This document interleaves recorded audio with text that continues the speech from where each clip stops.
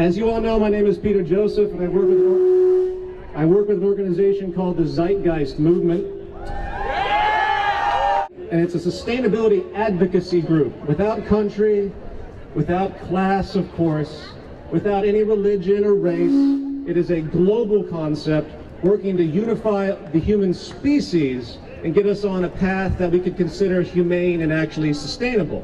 I'm honored to be standing here in front of probably one of the most aware crowds on the face of the earth at this point. There's a lot of energy in an environment like this, isn't there? There's a crowd mentality that reminds us that we are involved in a singular social organism and that we relate to each other on a very, very profound and deep level.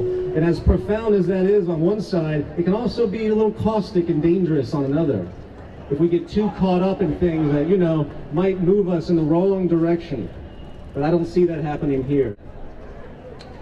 In the longer term interest, we actually seek something that I think many of you might share, which is the removal of the entire socioeconomic system itself. There's a man named John McMurtry, which some of you might be familiar with. He stated that what we're seeing in the world today is actually the rise of the social immune system. Not the rise of a political ideology, but a rise of a defense mechanism coming from the very fabric of our culture that sees that something is extremely wrong and very, well, cancerous to society as a whole. And we, the social immune system, need to work to recognize the true root problem and then move to remove it as fast as possible before it takes hold and essentially, well, works for our own termination.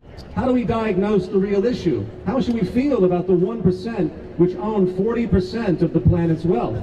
How should we feel about the 400 Americans that have more wealth than 150 million Americans combined? As a quick aside, I will state that if there's anything that could represent the tumor of the system that we inhabit, it would be Wall Street, the stock exchanges, and the banking establishment as a whole. Maybe, just maybe, the foundation of our entire economic system simply isn't going to work anymore because we realize the non-stop effects of science and technology, hence the emergent nature of reality clashing with our traditional assumptions.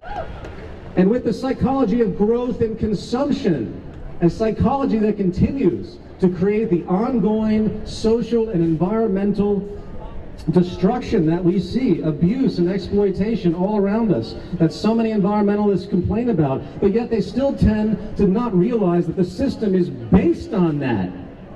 It's defined by consumption. It's defined by turnover.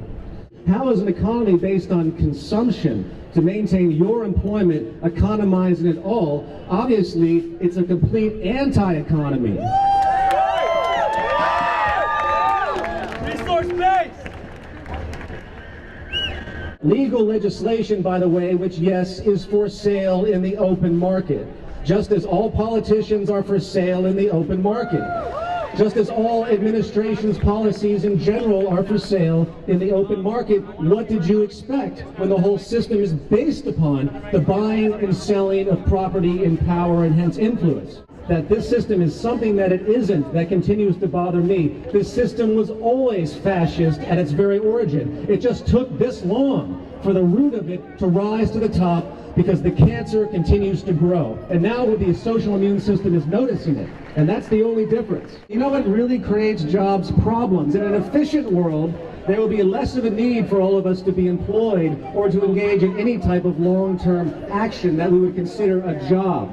People will learn to be satisfied and not greedy. They would learn to understand their relationship to the environment. The system of progress would be less and less need to resolve problems, not more and more being generated, which is what we're doing today. And to do whatever we can to help this system push into the right direction. But I have to remind all of you that until the root source is addressed, until a movement comes together globally, as it is slowly doing, that's willing to work together to override the system as it exists, not find a seat at the proverbial table, as somebody say, but to establish a completely new table,